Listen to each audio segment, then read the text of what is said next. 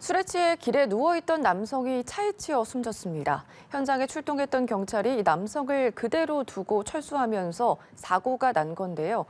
경찰이 술 취한 남성을 집 대문 안까지 데려다 줬지만 결국 숨진 채 발견된 사건도 있었는데 경찰의 부실 대응 논란이 커지고 있습니다. 자세한 내용 이승훈 변호사와 알아보겠습니다. 어서 오십시오.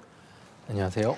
네, 설 연휴를 앞두고 술 취한 남성이 사망하는 일이 벌어졌습니다. 앞서도 말을 했지만 경찰이 출동한 이후에 발생한 사건이거든요. 내용 좀 정리해 주실까요? 네, 지난 19일 오후 8시경에 있었던 네. 일인데요. 서울 동대문구 휘경동에서 발생을 했습니다. 인도에서 50대 남성이 승합차에 치여 숨졌는데 방금 말씀해 주신 바와 같이 이미 경찰이 출동한 상태였기 때문에 논란이 됐습니다. 이날 이미 경찰 2명이 사망 사고가 나기 45분 전에 지나가던 행인이 주치자가 있다라고 하는 신고를 했기 때문에 현장에 이미 출동한 상태였어요. 그래서 당시 만취해서 누워있는 상태를 확인했고 대화 시도도 했는데 결국 반응을 제대로 보이지 않고 일으켜도 잘 일어나려고 하지 않자 이 경찰분들이 이 만취하신 분을 도로에 둔 채로 자리를 떠난 거예요. 그래서 이날 이제 CCTV 영상도 공개가 되었는데 이때 보면 경찰 2분이서 술에 취한 남성을 일으키려고 막 시도를 하고 근데 몸을 가누지 못하니까 결국 한 6분 정도 후에 어깨를 그냥 툭 치고 순찰자로 돌아갔다고 합니다. 네. 그래서 이후에 약 7분가량 순찰자에서 그 남성을 관찰만 하다가 아무런 조치를 하지 않고 결국 모습을 감췄다고 하고요. 이후에 이 남성은 경찰이 떠난 뒤에 비틀거리면서 옆 골목으로 걸어가는 장면이 또 관찰이 되었고 몇 차례 쓰러졌다가 이런 걸 반복을 하고 다시 골목 입구 가장자리에 이제 누워있게 됐습니다. 길바닥에. 그러다가 10분 뒤에 골목으로 우회전해서 들어오는 어린이집 차량에 취해서 변을 당했다고 합니다. 네, 우선은 주치자가 있다는 신고를 받고 경찰 쪽에서는 출동을 했는데 출동하고 나서 6분 만에 행인을 그대로 두고 이제 사고 현장을 떠난 겁니다. 이와 관련해서 지금 경찰 쪽에 업무상 과실치사 혐의가 적용이 된 거잖아요. 우선 처벌수는 어떻습니까? 일단 업무상 과실치사상이라는 죄가 아마 적용되고 있는 것으로 보이는데 형법에 규정을 하고 있습니다. 5년 이하의 징역, 2천만 원 이하의 벌금을 규정하고 있기 때문에 이 중에서 아마 법정형이 선택이 될 텐데 제가 보기에는 일단 그 과실의 정도가 어느 정도 중한지를 아마 살펴보게 되겠지만 실형이 나오거나 할 것 같지는 않아요. 하지만 경찰관 같은 경우에는 이런 식으로 과실치사 혐의가 인정되는 경우에는 직무유기, 직무태만도 역시 적용이 될 수 있기 때문에 내부 징계를 따로 받게 됩니다. 그래서 이 정도 사안이고 사망자가 발생했다. 그리고 과실이 인정된다면 뭐 감봉이나 정직 같은 가벼운 것뿐만 아니라 이제 무거운 중징계 있죠. 해임 면직, 강등 이런 것도 고려될 수 있기 때문에 이후에 어떤 처벌이 내려질지 한번 살펴봐야 될 것 같습니다. 사망한 사건이기 때문에 좀 지켜봐야 될 것 같고요. 우선은 이 남성을 차로 친 운전자, 방금 어린이집 차량이라고 말씀을 좀 해주셨는데 지금 밤이라 어둡고 눈이 내려서 못 봤다 이런 진술을 했습니다. 이게 굉장히 좀 모호한 게 이 운전자에게도 교통사고 처리 특례법상 업무상 과실치사 혐의가 적용이 됐습니다. 졸지 이제 전과자가 되는 상황이 되는 거잖아요. 그렇죠. 이 상황 어떻게 보세요? 일단 사망자가 발생한 상황이기 때문에 그냥 넘어갈 수는 없고요.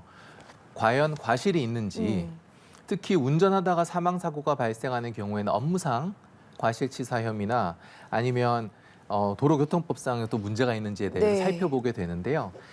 운전자의 경우에는 야간이라서 어둡고 눈도 내려서 이건 볼 수가 없었다라고 하지 않습니까? 이와 유사한 사건들이 사실은 많이 발생합니다. 특히 예를 들어서 고속도로에서 갑자기 무단횡단을 한다든지 고속도로에서 사람이 만취해서 누워있다든지 이런 경우에 사람을 치고 또 그 사람이 사망에까지 이르는 예가 꽤 많이 있거든요. 이때는 일반인의 건전한 주의 의무를 발휘했더라도 도저히 이건 피할 수 없었다라고 인정되면 무죄가 인정되고 무혐의가 내려지게 됩니다. 그래서 이 사안 같은 경우에도 물론 제가 보기에는 돌아가신 분도 피해자고 이분도 어느 정도 억울한 측면이 있겠지만 과연 보통 사람이 일반적인 주의 의무를 다했다면 사고를 회피할 수 있었는지 여부를 네. 아마 면밀히 살펴보게 될 거고요. 거기에 따라서 결과가 달라질 것 같습니다. 알겠습니다. 비슷한 사건이 또 있었는데 이번에도 취객 관련이거든요. 경찰이 집까지 데려다 주긴 했는데 결국 사망을 했습니다. 당시 현장에 출동한 해당 경찰관 2명에게도 업무상 과실치사 혐의가 적용이 됐는데 이 내용은 어떤 겁니까? 네, 이 건은 약 2달 전에 있었던 예. 일인데요. 서울 강북구 수유동에서 있었던 일입니다. 이 주택의 옥탑방에 살고 있는 한 60대 남성이 대문 안쪽 계단에서 다음날 아침에 숨진 채 발견이 됐어요. 네. 근데 이때도 역시 그 전날 새벽 1시쯤에 경찰이 출동했다는 것이 이제 문제가 된 겁니다. 길가에 쓰러져 있던 남성 일단 부축해서 집이 어디냐 물어봤겠죠. 그래서 집 앞까지는 데려다 줬습니다. 근데 남성이 몇 층에 살고 있는지 몇 호에 살고 있는지를 아마 대답할 수 없을 정도로 만취를 했었나 봐요. 그랬더니 경찰이 그냥 집 앞에 계단에 놓고 가버린 겁니다. 네. 그래서 그날 워낙 추웠다고 해요. 그래서 밤을 새는 동안에 이 남성이 숨지게 되었고 아침에 돼서야 이웃 주민이 시신을 발견하게 된 겁니다. 네. 지구대 경찰관들의 피로도가 가장 높은 업무 중 하나가 이런 주치자 상대라고 합니다. 물론 이제 경찰 쪽에서 보호를 하는 게 마땅하긴 하지만 이거를 어디까지 해야 되는지 그 문제에 대해서도 좀 논란이 되고 있는 것 같거든요. 대응 매뉴얼은 어떻습니까? 맞습니다. 그런 이유 때문에 경찰에서도 내부적인 논의와 네. 논란이 있었고 어느 정도 매뉴얼화를 시키자라는 공감대가 있었기 때문에 2년 전에 경찰청에서 보호조치 업무 매뉴얼이라는 걸 만들었어요. 네. 내용을 좀 살펴보면 단순 주치자, 한마디로 그냥 술에 취하기만 하신 분 네. 같은 경우에는 보호조치 대상은 아니고 귀가를 권유하게 됩니다. 근데 의식이 없고 완전히 만취하신 분 같은 경우에는 응급 구호 대상자로 분류하고 호흡이나 심장 박동 등 건강상의 문제를 일단 체크한 뒤에 구급대에 연락하고 병원으로 옮기는 게 매뉴얼에 기재가 되어 있습니다. 또 도로 주치자, 이번에 문제된 건 네. 도로에 주치자가 누워 있는 경우에도 살펴봐서 의료 조치가 필요한 경우에는 119에 연락하고 네. 필요 없는 경우에도 귀가 조치 또는 보호자 인계를 규정하고 있어요. 그래서 제가 보기에는 다소 이러한 보호조치 업무 매뉴얼을 이행하지 못한 잘못은 인정될 것으로 보입니다. 네. 얼마 전에는 한겨울밤에 추위를 피해서 이제 지구대에 온 할머니를 내쫓은 게 알려지면서 논란이 됐습니다. 그 할머니가 CCTV 영상을 좀 보여달라 했는데 경찰 쪽에서 회유했다고 하는데 어떤 내용입니까? 네, 부산에서 있었던 일인데요. 네. 어떤 70대 할머니가 서울 쪽으로 올라가야 되는 마지막 차를 놓쳤다고 해요. 네. 그래서 밤을 지새고 아침차를 타야 되는 상황인데 너무 추우니까 일단 경찰을 찾아간 겁니다. 그래서 가장 가까운 지구도에 찾아가서 앉아 있었는데 그 안에서 무슨 이야기가 오고 갔는지 모르겠지만 경찰 말에 따르면 아마 노숙자로 오해를 하신 것 같아요. 그래서 밖으로 나갈 것을 강권을 했고 그걸 거부하자 사실상 끌어내다시피 했던 사건입니다. 근데 이후에 할머니가 내가 너무 부당한 취급을 당했다라고 문제 제기를 하면서 다시 그 지구대를 찾아가서 CCTV를 요구했나 봐요. 네. 그랬더니 안내를 하면서 정보 공개 청구를 하는 경우에는 모자이크를 해야 되고 비용이 드는데 이게 수백만 원이 될 수도 있으니까 이거 꼭 하셔야겠냐라고 얘기를 했다고 합니다. 그래서 이 부분이 사실상 좀 부당한 회유가 아니냐라고 하는 것이 문제가 되고 있습니다. 네. 최근에 이렇게 지금 말씀드린 것처럼 시민의 안전을 지키는데 좀 소홀한 부분 이런 게 알려지면서 시민 불안감도 좀 높아지고 있는 것도 사실이거든요. 경찰의 업무 범위가 과연 어디까지냐 이런 논란도 있었고 앞서서도 보호 조치에 대해서 좀 말씀을 해주셨지만 변호사님의 견해도 좀 궁금하거든요. 사실 어느 정도까지 보호 조치가 이루어져야 합당한 것인가에 대해서는 사람마다 의견이 좀 다른 것 네. 같아요. 지금 경찰관들은 그러면 우리가 집에 데려다주고 이불까지 덮어줘야 되는 거냐라는 볼멘 소리를 하는 분들 있는가 반면에 네. 또 일반 시민의 입장에서는 경찰관의 의무를 다해야 된다는 생각도 분명히 있을 수 있거든요. 그래서 필요한 것이 저는 앞서 아까 언급했던 매뉴얼이라고 생각합니다. 네. 이미 매뉴얼이 어느 정도 공감대를 바탕으로 해서 완성이 된 이상 적어도 그 매뉴얼은 지킬 수 있도록 경찰관도 인식 변화가 좀 필요할 것 같고요. 네. 이 지침을 지키지 않은 경우에는 또 단호한 대처도 필요할 것 같고요. 대신에 꼭 하나 말씀드리고 싶은 것은 모든 경찰관이 이런 잘못을 하고 있는 건 전혀 아니라는 거죠. 사실 이번에 할머니가 쫓겨난 사건에 대해서도 네. 대부분 사람들 그리고 기사들은 여기까지만 보도를 하고 알고 있는데 그 이유일도 있습니다. 지구대에서 쫓겨나신 분이 결국엔 다시 찾아간 곳은 또 경찰서였어요. 네. 그래서 이번에 다시 찾아간 경찰서에서 히터도 틀어드리고 다음날 아침에까지 안전하게 계실 수 있도록 조치를 취해줬거든요. 네. 그래서 결국에는 잘못은 잘못대로 처벌을 하고 네. 또 그렇다 해서 전체로 또 비할 필요는 없다 이런 생각이 듭니다. 알겠습니다. 다음 사건으로 좀 넘어가 보겠습니다.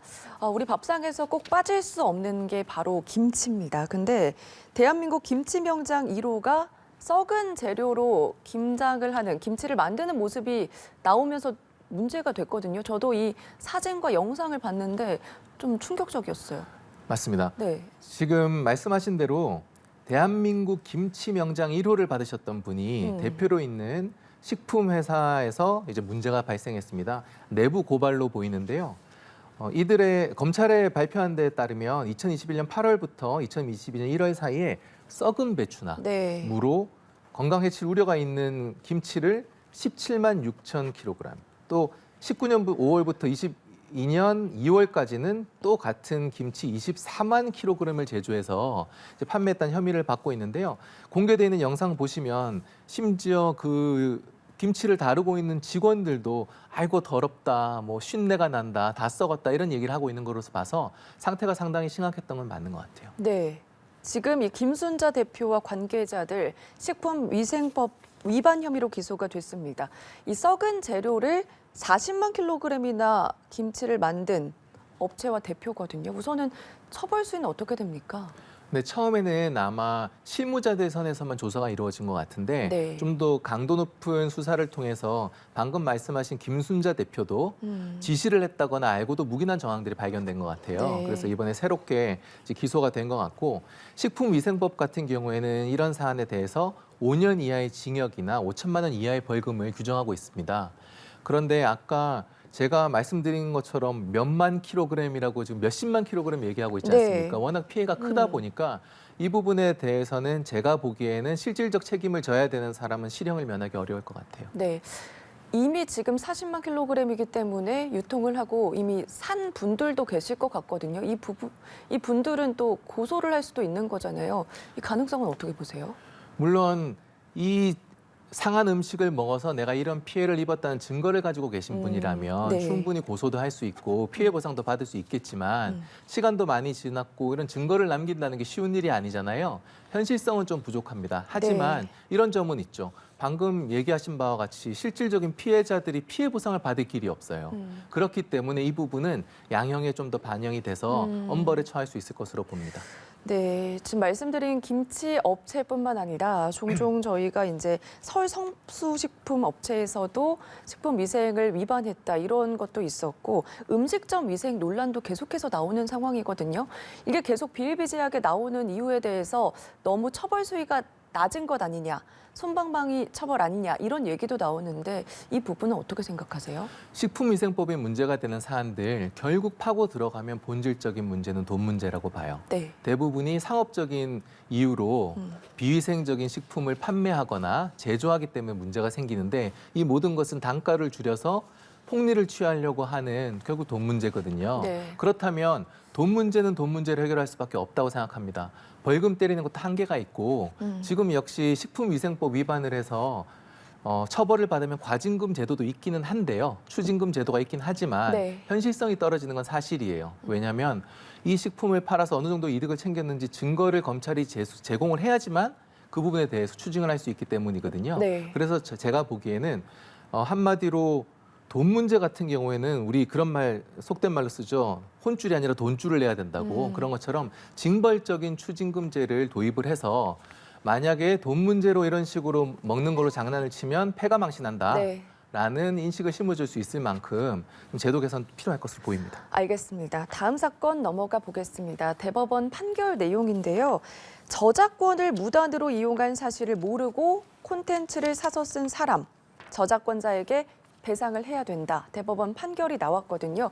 내용을 먼저 정리해 주실까요? 네, 사실 조금 복잡한데 네. 간단하게 설명을 드리면요.